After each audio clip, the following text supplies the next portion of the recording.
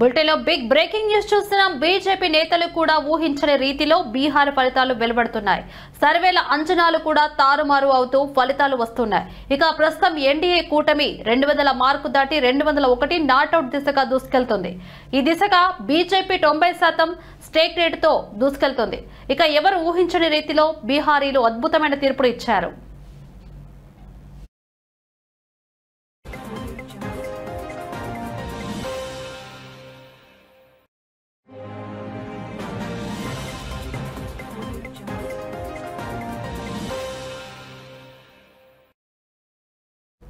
బీహార్లో మొత్తం 243 అసెంబ్లీ స్థానాలు ఉన్నాయి. 2 విడతలుగా పోలింగ్ జరిగింది.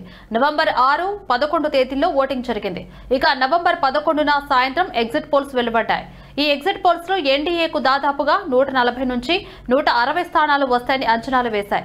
తీరా ఎన్నికల ఫలితాలు నాటికి అంతా రివర్స్ అయింది. సర్వే అంచనాలకు మించి ఫలితాలు వెలువడుతున్నాయి. ప్రస్తుతం ఎన్డీఏ కూటమి 2201 దాటి వెళ్లిపోతుంది. విపక్ష కూటమి క్రమక్రమంగా తగ్గుకుంటూ వస్తుంది. ఆర్జేడీ కంచుకోటలో కూడా ఆ పార్టీకి వ్యతిరేక పవనాలు వీచాయి. ఎక్కడా కూడా ఆర్జేడీ ప్రభావం చూపించలేదు. ఇక కాంగ్రెస్ పరిస్థితి మరీ దారుణం. హస్తం పార్టీ ఏ మాత్రం ప్రభావం చూపించలేదు.